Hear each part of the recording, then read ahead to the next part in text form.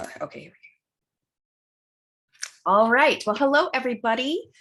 This is Angela Catalesa here with Yasuhiko Genku Kimura, a mentor of mine and a spiritual and thought leader, philosophical thought leader, I think, too, and somebody who's impacted my life very much over the past 6 or 7 years. And we are here today to talk about polymathy and spirituality. And this is a topic that I've shied a lot away from because as a scholar and an academic, we don't really talk about such things in academia or even in our professional lives, but it matters. And it matters to me. And so I'm really excited to have this conversation with you, Yasuhiko. Before we start, do you have anything you'd like to say about who you are or your thoughts on this conversation or anything? No? Okay. All right. So my first question for you is, what is spirituality to you? What is your definition? Spirituality is the exploration in the farthest reaches of human consciousness and awakening of the highest dimensions of human intelligence. So it awakens a human intelligence. That makes me think of polymathy, actually, because polymathy means many learnings and it's related to intelligence in a way. Yeah. You know, people have different ideas about spirituality. And intellectual and academic communities, spirituality is not highly appreciated or understood because people associate spirituality with religion. And intellectuals and academicians and most of the polymaths, by definition, are very intelligent people. And they are more into science than religion. And religion has this image of irrationality and anti-intellectualism. So when you associate spirituality with religion in the contemporary culture, spirituality is not something that intellectuals or highly intelligent people want to get into. Right. And therefore, you know, what you are trying to do is so extremely important. And spirituality has really nothing to do with religion in the sense of the organized religion, or even God. Yeah. In the way people normally understand God to be. So any intelligent human being who wants to explore his or her intellectual potential to its fullest, want to look into what we call, you and I call, spirituality. And human intelligence has many levels. The most fundamental level, it is information processing. Yep.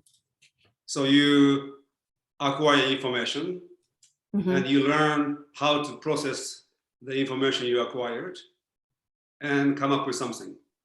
That is a kind of intelligence we use in school. Learn in school. Yeah. Then another level is when you learn sufficiently this information processing, you begin to compare different pieces of information and begin to see underlying pattern that identifies or differentiates different pieces of information, and they begin to see the underlying pattern. So in information processing, there is really no knowledge or understanding. You know, it is like you have information. Like memorization. Yeah, and you know how to process information. So computers do better these days than humans. But then human intelligence has this ability to actually compare and begin to see underlying patterns, and you begin to understand. And that is a one level higher than information processing. Then you have another dimension, which you can call intuition, that somehow you have the ability to sort of get in touch with something that is beyond what you have acquired so far. It is an ability to see the whole. You see, the difference between totality and wholeness is that totality is divisible. Wholeness is indivisible. So at the level of knowledge, you are still talking about totality. But then you begin to see the wholeness that has like a space in between those things that put together. And intuition, you have a higher level of understanding or insight into reality. That is not acquired through accumulation and aggregation of pieces of information. And so it is a little higher. And people say, somehow Yeah. And then there is another level, which is what you and I call spiritual intelligence, beyond intuitive intelligence. And it is a relationship to the unknown, or even the unknowable. Which is pristinely clear. So people who are wise know what they know and what they don't know. And people who are not wise don't know the difference. So they think they know something which they don't really know. So up to the moment of this information processing and intellectual understanding and the intuitive comprehension, it is a dimension of the known. Right. And you do know, and when you get to the level of intuition, you begin to see the difference between what you know and what you don't know. You can make the distinction, and you know what you don't know. But then when you develop your intelligence to a higher level, you begin to encounter that which is clearly unknowable. Given the level of consciousness at which you exist. And that is the spiritual dimension of intelligence. And you begin to have a connection to something that is beyond the known and knowable thus far. Like a real... That connection will bring your consciousness to a higher level, so that the dimension of the sphere of knowability start to expand. These are such amazing points. I feel like, I mean, it's smart to be aware of what we can't know. We can't know certain things. And some of those things we can't know are spiritual in nature, like, how did we all get here? Why are we here? What is the nature of this reality? Like, those are deep questions we can't ever really know as long as we're human beings. And so just being aware and in tune with, like, there's some weird woo-woo underlying this reality. You see, exactly. And so, most people have a relationship with what is. the spiritually intelligent people has a relationship to what isn't. Mm. And all those geniuses, they had that powerful relationship to what isn't. And they transformed what isn't into what is. What do you mean by what isn't? So what is not known, What is what not is known? not knowable, and also Yeah. what doesn't exist. So Da Vinci expanded the dimension of the known by asking questions, being able to ask those questions, original questions. Einstein asked this question about space and time, or a few people before him, which nobody asked. So being able to ask questions that nobody ever asked is a function of spiritual intelligence, because you have the powerful relationship to the unknowable, beyond the unknown. Yeah. So people don't even think to ask some questions. And geniuses who have the spiritual intelligence ask those questions that other people don't even think to ask. So you see, so spirituality is more to do with expanding the horizon of the known and knowable by asking questions, novel questions, that nobody else asked before. And so it is spirituality is more to do with quest than answers. So to me, that is the hallmark of intelligence, that people are able to, somebody is able to ask original questions. Yeah. You know what this makes me want to do? It makes me want to like get a group of really smart people together and just think, what are some questions that we've not yet asked? Let's just think of some new questions. Like, let's have a party around that. That is the question I sometimes ask in the gathering that I organize.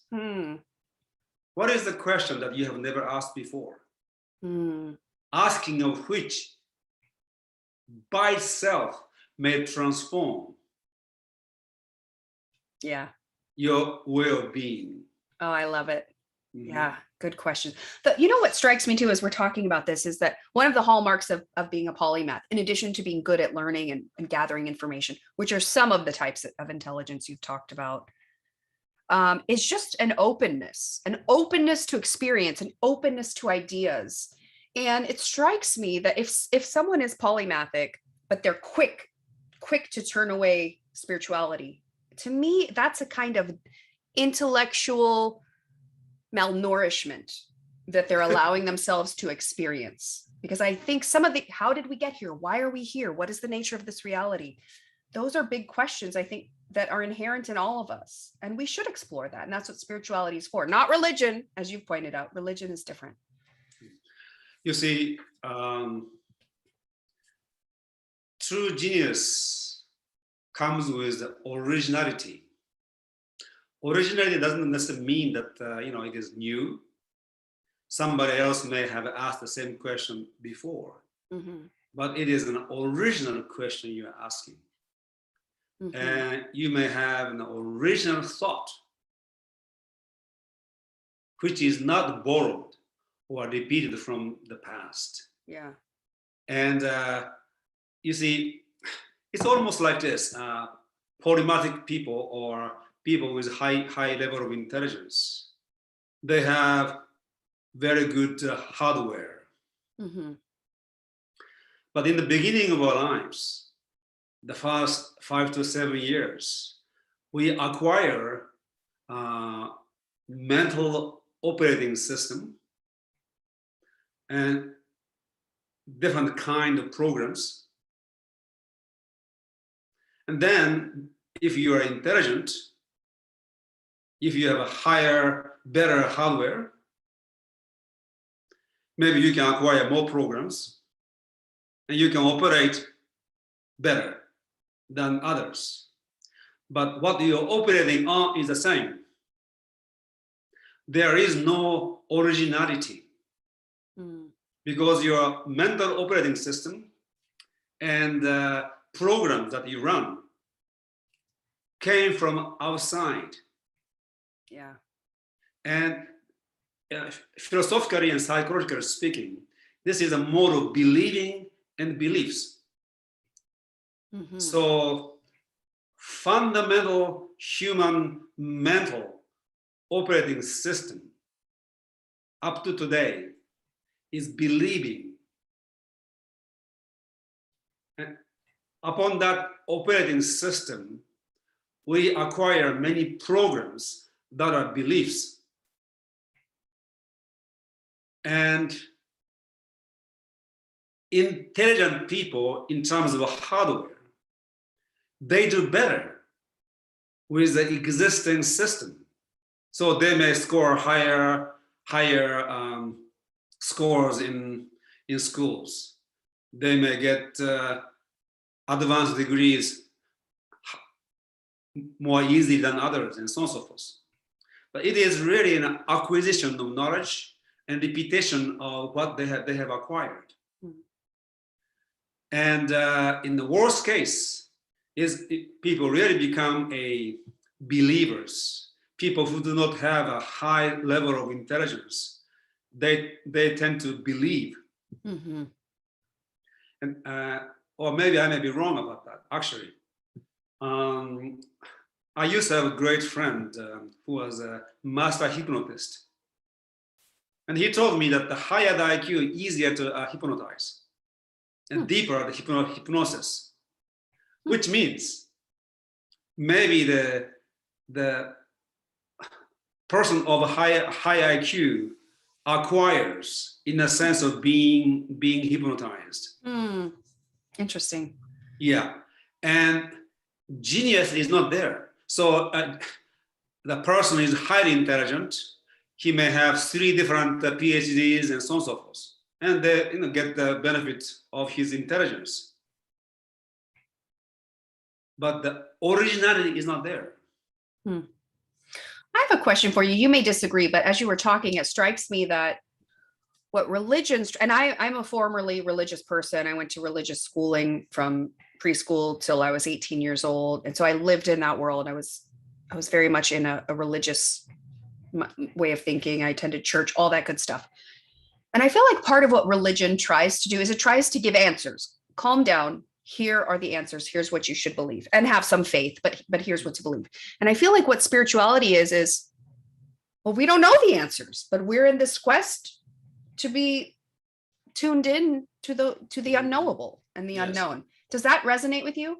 Exactly. So spiritual intelligence shows up as a powerful relationship to uncertainty, in insecurity. So intellectual uncertainty and emotional insecurity. The person who has developed spiritual intelligence is secure within insecurity and certain within uncertainty, and actually enjoy not knowing, enjoy the adventure of exploration, truly. So it is a different kind of confidence from the confidence you get by achieving certainty. Yeah. And so, yes, and you are right. So, that is a difference between authentic spirituality and what is called religion. Religion is all based on answers and beliefs. Yep. And spirituality is based on quest. Yeah. And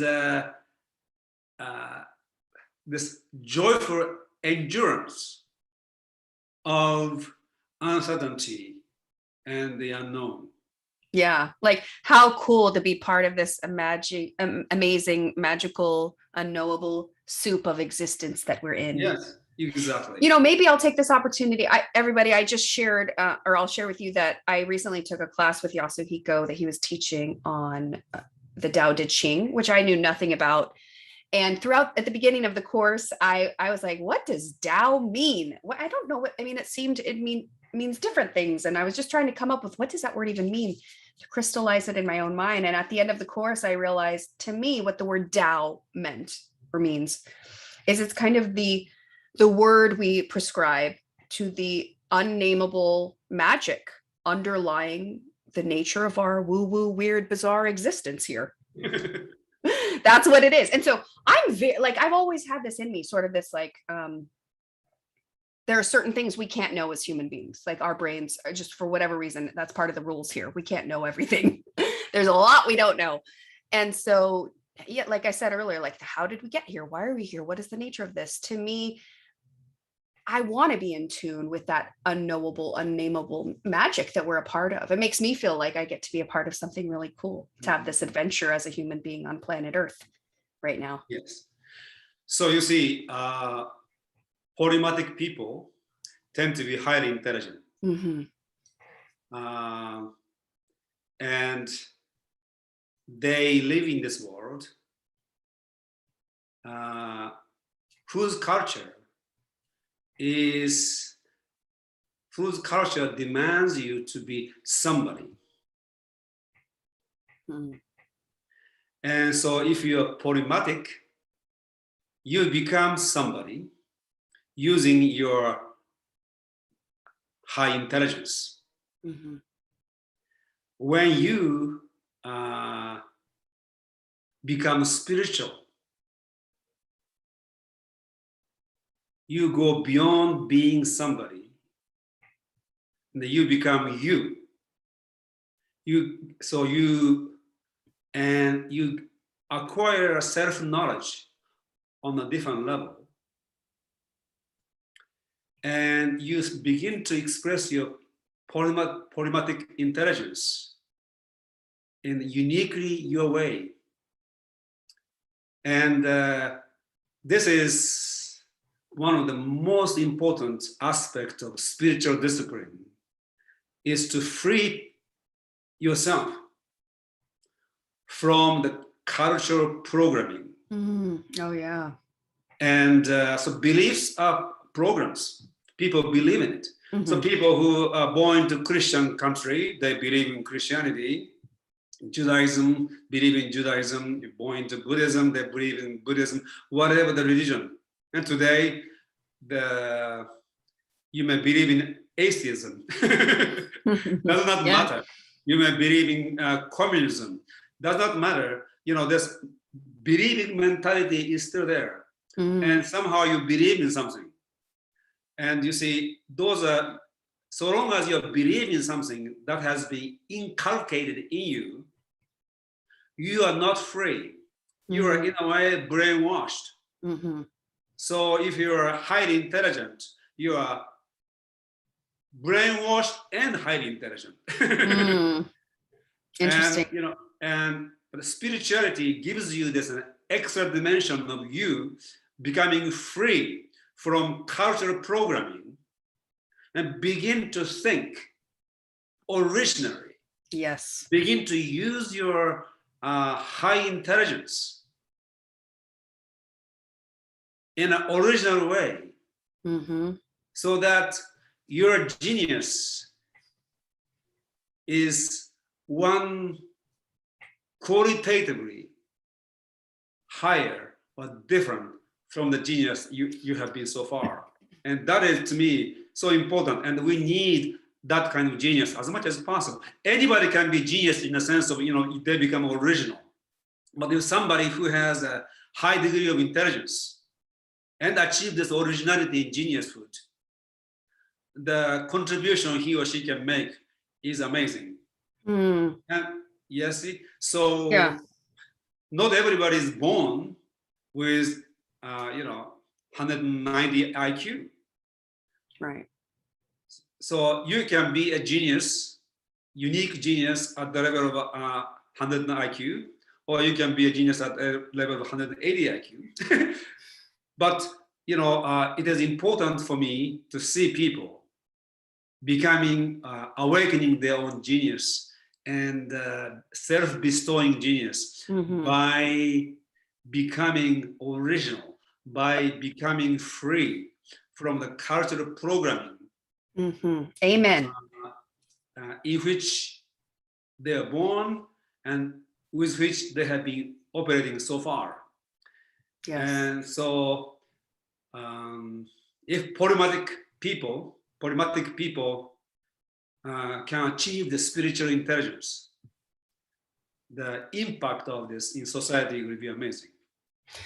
That's a good lead into my next question for you. Like when you if you were to compare like a spiritual polymath and assume they're the same intelligence and the same capability overall in their hardware, but a polymath who's amazing and wonderful and not spiritual at all, and somebody who's the same IQ, same capability, but has this spiritual intelligence. Like what can you tell me more what you think the difference is between what they can do and experience and achieve and contribute to our world?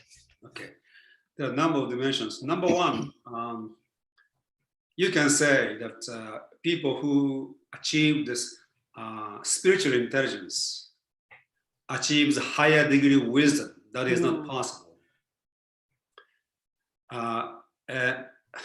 That higher degree of wisdom consists of two dimensions. Intellectually, you will be more transdisciplinary and comprehensivist. Yep.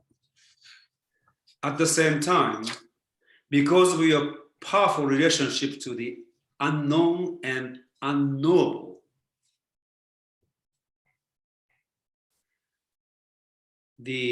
your transdisciplinarity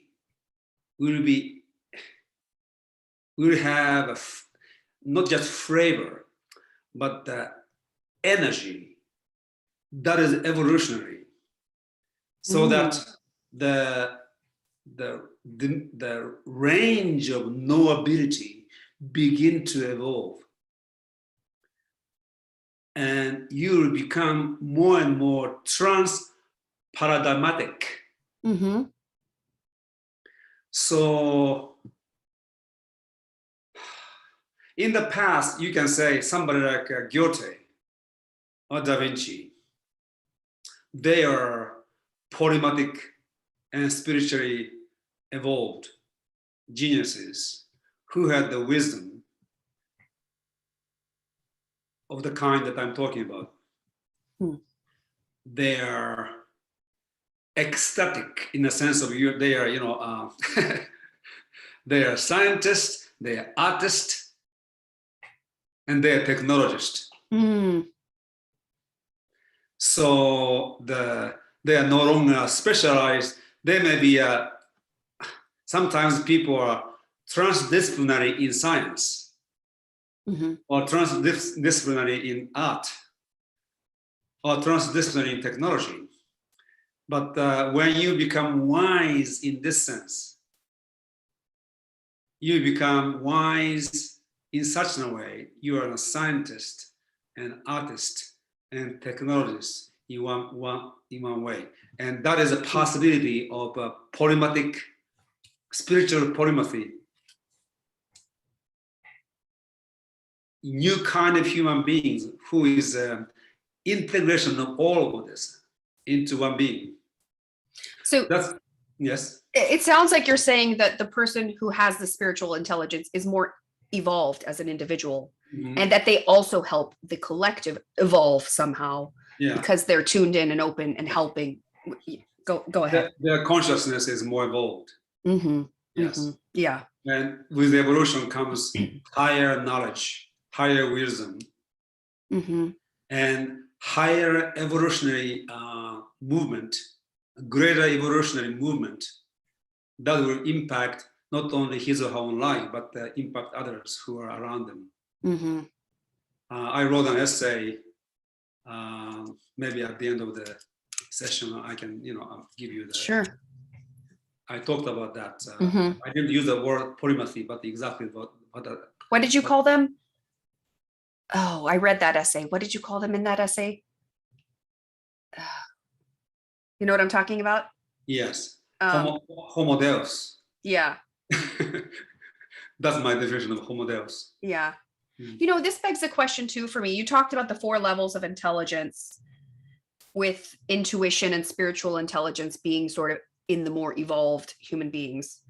And I'm curious, what does it take?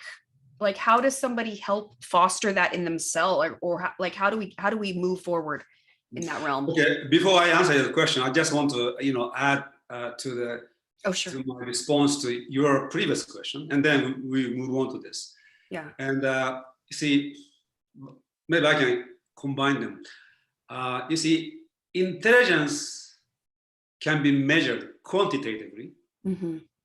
but also it has a qualitative measurement. Hmm.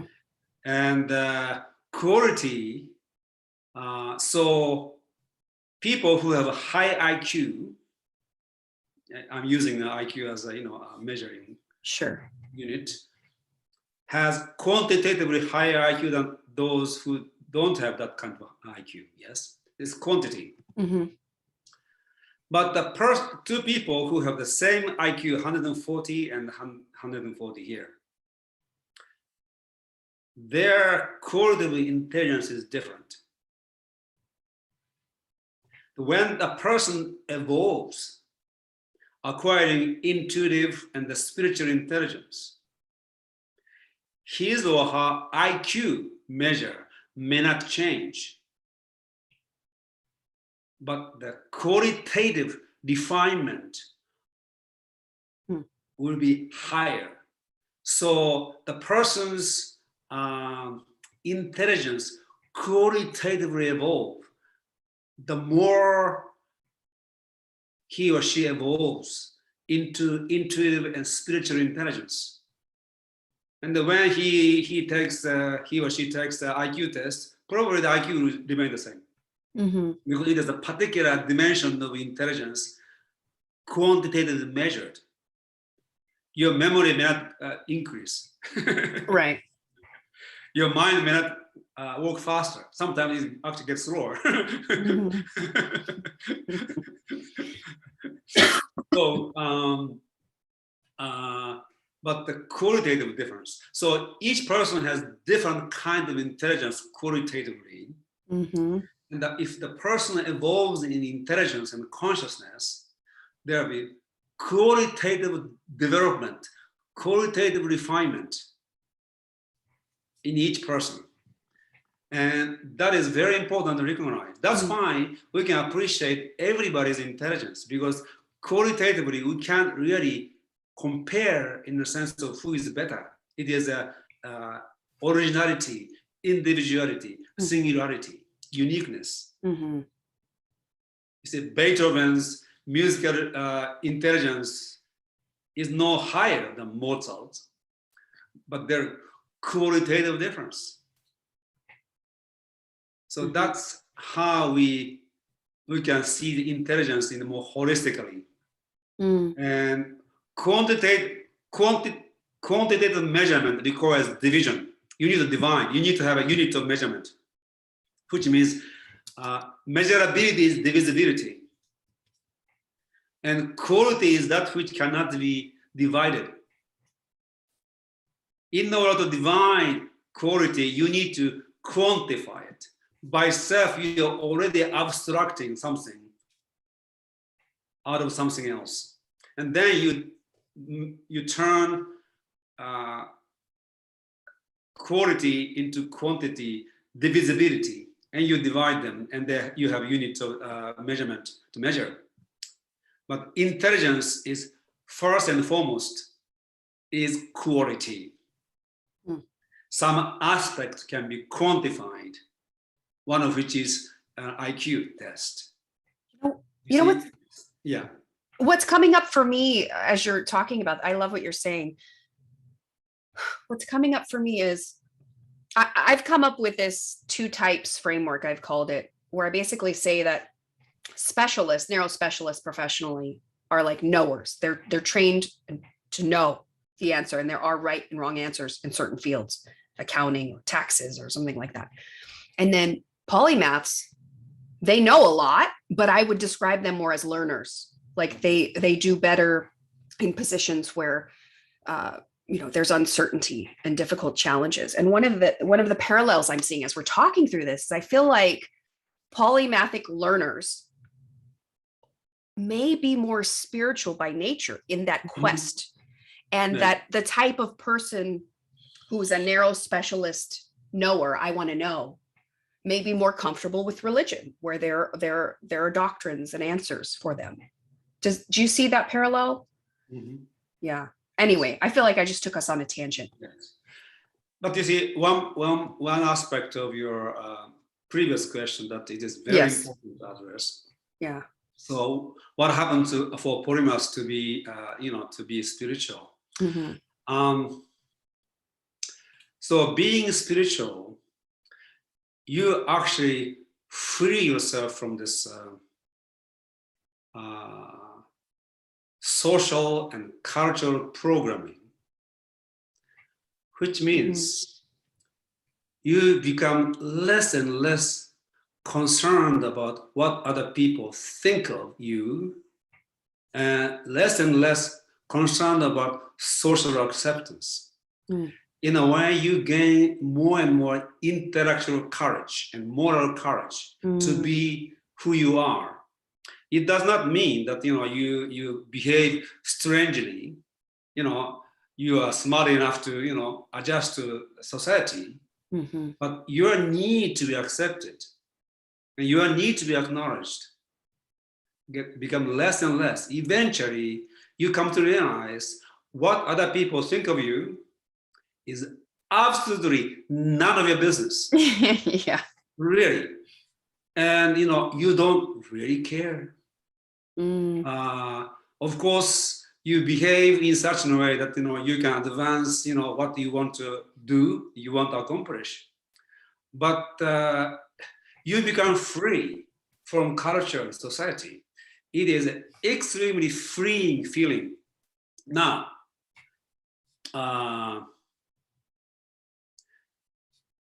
there is what is called envy existing in this society, in the human psychology, and jealousy. And polymathic people are by nature highly intelligent. Yeah. And which means they can become a target of envy and jealousy. And therefore the target of resentment. Yeah. And I call this, there is something I call conspiracy for mediocrity. Yeah. The whole culture is conspiring to be mediocre, so that mediocrity is not average. Mediocrity is conforming to average. Conforming to average. Despite your potential. Yes. Yeah.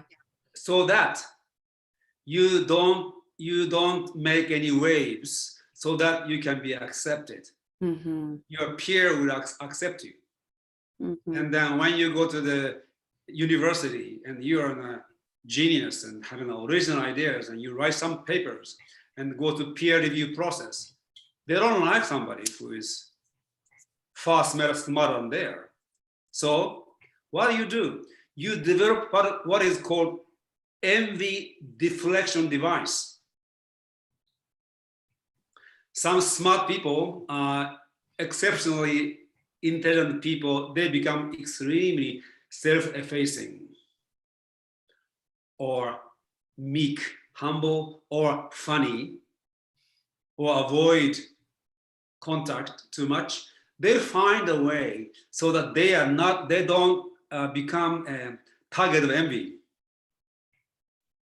So there's a fear of envy in everybody who is highly intelligent. They don't want to be a target of envy. They develop a personality that is an envy deflection device.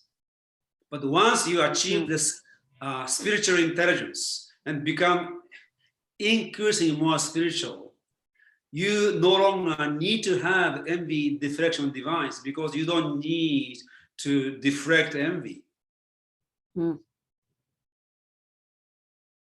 You are aware of the phenomenon envy and resentment, but you don't need to modify yourself to fit into a community anymore. You be yourself. Yeah. So you start to stand alone. You will have courage and moral and intellectual courage to stand alone. And sometimes, you literally have to stand alone. Mm-hmm. And you may have to live with the consequence. So you have to be smart, what to do. But you are free from fear. Mm. And you are free from the need to be accepted.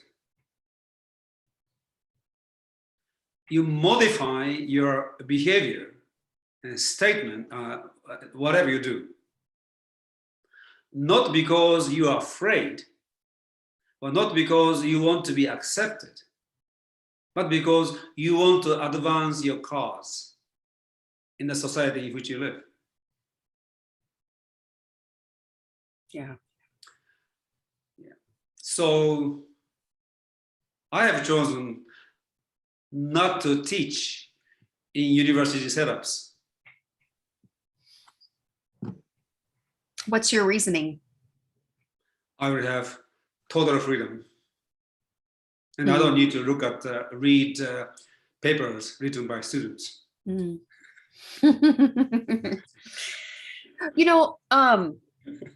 You mentioned kind of about our society a minute ago, a few seconds ago, and I wanted to ask you too, like, what role do you think polymaths or spiritual polymaths should play in our society?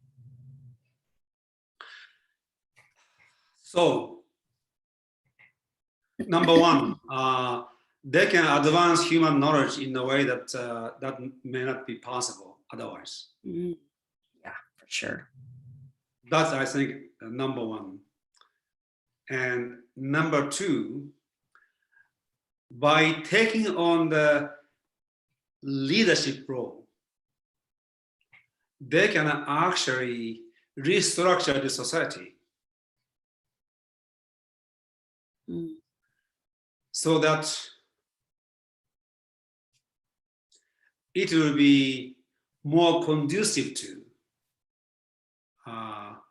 cultural creatives. Mm. And you and I have been talking about this for the last 6-7 years, about this singular cosmic destiny. You see, I came up with this almost 30 years ago because I was looking at this phenomenon of a conspiracy for mediocrity and how human society, humans can free themselves from this conspiracy. Because by statistical thinking, there will be more people who are average. Anywhere you go. So let's say you have a high IQ and you go to Mensa or a high IQ society. Within that, there are people who are, there's an average among those average. Yeah, above average people. Wherever you go, there's an average. Okay? Mm-hmm. And there's always conspiracy of mediocrity because humans tend to have this envy and jealousy and then resentment. So one fundamental aspect of my ethical or philosophical teaching is to really make it clear for people that each person is truly, truly, truly unique. Mm-hmm. It is not just paying lip service to this. there has never been a single human being in the whole history of the universe that has had the experience that you have been having throughout your life. Exact same perspective, no. You see, each person is unique in that way. Regardless of how smart you are, how talented you are, the experience each person has is absolutely unique. And once everyone realizes this and cherish and appreciate his or her own singularity, there will be less conspiracy for mediocrity, because people begin to see each other not in the context of comparing something quantitative, but appreciating the differences in individualities. And you see, this is not to console people who are not gifted. This is truly the case. And Nietzsche has this concept of love of fate and eternal recurrence. And he actually asked, eternal recurrence can be a cosmological concept, but it is more a psychological concept.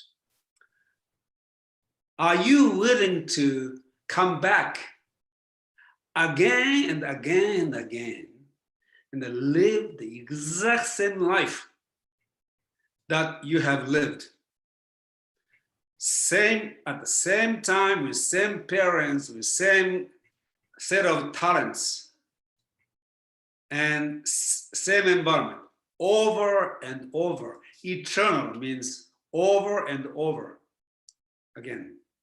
And can you actually love it? Love of your own fate. Amor fati. And that is an amazing question. Speaking of original question, this is an amazing question. And can you say yes to this question? Do you love your fate the way it has been and the way it will be? You'll die one of these days. Your vast potential is still untapped in the middle of your project. Are you willing to, are you totally in love with your love, with your fate? And will you welcome the same life over and over and over again in this eternally recurring universe? And you see, this is go beyond polymath for each human being. And if each person can say yes to this, this society will be entirely different. But to do that, people need to really understand this cosmic singularity of their being, truly. Yeah. And in this context, polymath and polymathic geniuses will have more opportunity and opening to exercise their brilliances and intelligences and creativities to move this humanity forward without being concerned about people's envy, jealousy, resentment. And the people who are not as gifted still cherish their lives and cherish geniuses doing genius things. I'm, of course, giving you an ideal scenario, but that is a possibility that is open for humanity. And we can start it right now. And so polymathic people who are gifted, and they can't be proud of their gift because they are born that way. They have to earn by actually exercising their talent and evolving their own unique being. And so they can take on this task of actually being a leader on the leading edge of human consciousness and human culture. Yeah. As you were talking, something occurred to me. You know, we live in an age of specialization right now. Maybe we're shifting out of that. That's part of the conspiracy for mediocrity, by the way. Yes. Yeah. So part of what I'm seeing is, or as you were talking, is the age of specialization, which says if you want to be successful, just pick one thing and do that one thing, and don't be broad and don't be open. Just become expert, and then you'll get paid a lot and you'll be successful. It kind of makes you a cog in a wheel. It makes you the same. It makes you a copy. Like, do this over here, like that person did over there. It makes you not an original as you become a specialist in a way. And I feel like in the age of the polymath, which I hope maybe that's the next age we're heading into, there is value in not being the same as everybody else, and having the diversity within yourself, and therefore diversifying the larger whole by expressing your onlyness and your uniqueness to enrich what we know and how human expression takes place. So does that fit for you, that when you were saying, like, don't, basically, I'm paraphrasing, but like, don't be a copy, like be you. That the age that we're in will encourage you to be a copy. It will not encourage you to be original. Do you see that? Yes, the specialization, it came into existence, especially after the Industrial Revolution, where you have the mass production of things. Everything became massive, and then you become the cog in the wheel. And now we live in a post-industrial society, and whole consciousness and technology are evolving in the direction of decentralization and omnicentricity, what I call omnicentricity. Specialization as a paradigm is obsolete. And centralization and specialization as a singular paradigm is obsolete. And you can see lots of breakdowns right there, right in our society. Yeah, what are the downsides of this age of specialization? The problems with it? If you are specialized, Buckminster Fuller used to say, the smartest people become scientists. Second smartest people become businessmen. The dumbest become politicians. And then smartest work for the second smartest business people, and business people work for the dumbest politicians. It flips back on itself. Downside of the specialization. Yeah. Oh, that's so funny. And thing is, if you are specialized, you don't have the whole picture. Therefore, you are easily enslaved and controlled and manipulated. Only person who has a whole picture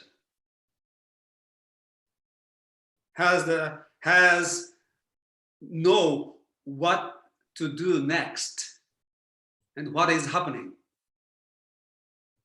So the specialized people do not have the systemic view. Now we have a system science and complexity theories, and there are some division in intellectual discipline that are moving in that direction, and it is understandable. So polymath people, they want to really take a leading role in change of paradigm from centralized, specialized to decentralized and comprehensivist, transdisciplinary, and generalized. Yeah. And so there will be a different kind of a social organization when this omnicentric configuration begin to, take form. So yes, specialized people are easily controlled. Interesting. Yeah, that makes sense. I want to get back to the spirituality a bit before we wrap up. Can you tell me a little bit about more, like, do you see a link between polymathic openness and spirituality? Yes. It is kind of a spiritual. I think when you want to speak to polymathic people, you can talk about spirituality from that angle. So you are open, you are very open. And that is a kind of a essential dimension of being spiritual. You are curious, naturally more curious than others. And you are capable of actually fulfilling that curiosity more than others. And you see, as I said, spirituality is a relationship to, it is a particular relationship to the unknown and unknowable. And essential dimension of that relationship is that you are very curious and open. And brave. Yeah, and brave. You have an intellectual courage to explore. And these are all traits of polymaths, by the way, from my research. Exactly. Yeah. There's so parallels. They can, in their mind, redefine spirituality and eliminate all those religious connotation. They can actually embrace spirituality.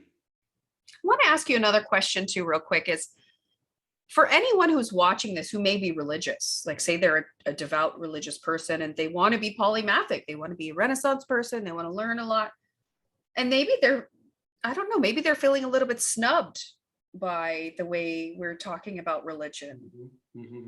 What would you say to them? Christ was not Christian. Buddha was not Buddhist. Lao Tzu was not Taoist. And Krishna was not Hindu. And I am not putting down on any of those people. And if you want to be a real Christian, you need to understand Christ. If you want to be a real Buddhist, you need to understand Buddha, and so on and so forth. They had such high spiritual intelligence. Yes. These people, don't you think? Now, Jesus Christ or reformer within the Judaic tradition. Buddha was a reformer in the Upanishadic Vedantic tradition. And this actually Nietzsche says, in a way, both Christ and Buddha said, in their culture, God is dead. The living God died into dogma. Living enlightenment, living divinity died into dogmatism. And people are basically repeating what is in the scripture what is being said by external authority.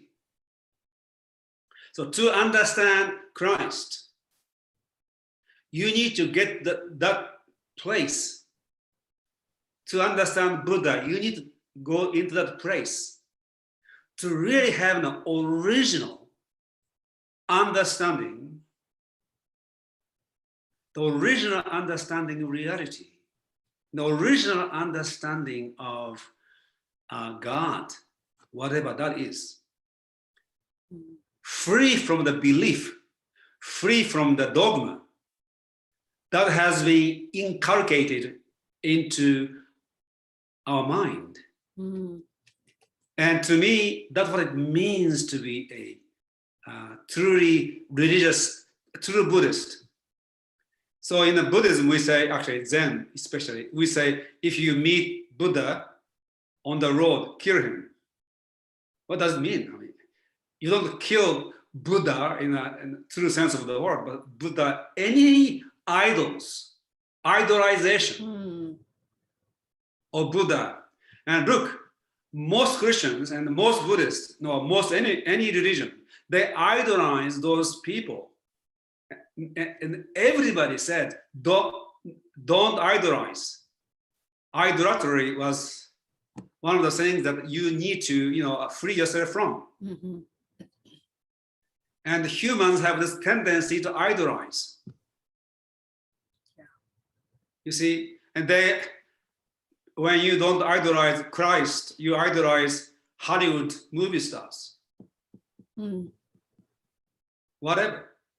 That is, again, is not same believing mental structure where you hold external authority and truth or whatever is outside of you. And they know the truth and I don't, therefore I follow. And that's, so if you want to be a true Christian in this country, that's more majority. Right. You need to understand Christ and read the Bible, not following preachers, priests. Yeah. But really rethink the course you took on the Tao Te Ching of Lao Tzu. I named it Rethinking Tao Te Ching because you need to rethink it. You see, and you have to understand what Tao is. And at the end of the 6 months, you understood what Tao was. Yeah. And Tao is. Yes, Yeah. it is. And you came up with the original description, so to speak. Yeah. Of Tao. That's brilliant. I'll continue to quote you whenever I talk about Tao. It is beautifully said, you see. So you have an original insight into what Tao is. Now you understand Tao. Now you understand Lao Tzu. So you are true Taoist in that sense. And true Taoist can be true Christian. Yeah. And true Buddhist. And that which is universal can only be achieved when you are truly original. The path toward universality is through originality. Otherwise, it is just a belief. Yeah. Yeah. Yeah. So, I have given some lectures on Bible, which is very different from traditional way of interpreting it. It is my interpretation, and I rethought it. Yeah. And you can do the same. And everybody should do the same. And as a result, probably preachers will lose their job. Or they can be a leading student. Yeah. I think the bottom line, just to wrap this up, I feel like the bottom line of being a polymath and the bottom line of being a spiritual person sort of find your own answers. Think for yourself. Don't just Exactly. inherit, Exactly. the programs. Be you. That's what you're Yeah, here to be do. you. What's the point of being here Be if you. you're not you? Be you. thyself and know thyself. They go together. Ontology and epistemology go together. Yeah. You cannot know yourself unless you are being yourself. So being is more fundamental. It's called knowledge through identity, knowing through being. That's the only way you can know who you are. Yeah. And it's so important to actually use your time on earth as you. Yeah. As you. So spirituality is foundational. Being yourself and knowing yourself is a foundational. And on top of this, polymathic people can give a unique expression to that being yourself. Absolutely. Yeah. The combinations. Because of their gift. Yeah. Be a unique combination. Find your passions. Be open to the weirdness. Explore your curiosities. And I'll tell you, probably polymathy is almost deeply embedded into human intelligence. Yeah. Oh, yeah, for sure. And there are so many, I don't know what percentage, but significant percentage of humans are polymathic. And out of that, probably some percentage are gifted enough to become officially a polymath. Yeah. That master of 3, 4, 5 different disciplines. That requires some intellectual gift. For sure. But polymathy, that the quality is much more widespread. Mm-hmm. Yeah, you can be polymathic without being a polymath, the great geniuses from history. Yeah, for sure. And some people may not be highly gifted people who can be official polymaths, but it may not be their calling. Mm-hmm. They are called to do something internally. So they may only master two instead of 5. But within this 2, they'll do something amazing thing. Yeah. And the bottom line is too, if you're a polymathic person, there should be in you an openness to learning. Like that's what it means. Mm-hmm.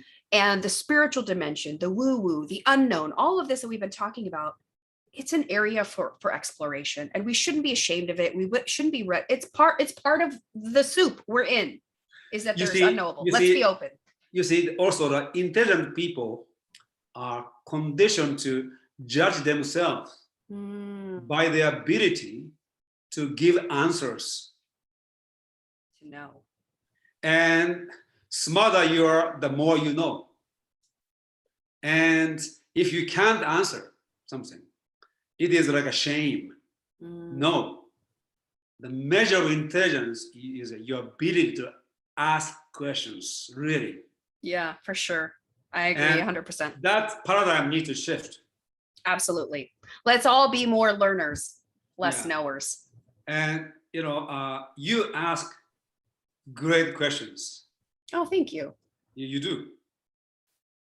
And so our interaction tends to be deep, better than others I used to do, simply because you're more intelligent and simply because you ask better questions. I love good questions. Yeah. Right now I do this only with you and then Shrikant, who also knows brilliant and knows how to ask great questions. Yeah, he's awesome. Well, Yasuhiko, thank you so much for such a stimulating and wonderful conversation. So overdue. I'm so glad it's been done. I really appreciate it. Thank you so much. Thank you. Bye-bye. Bye.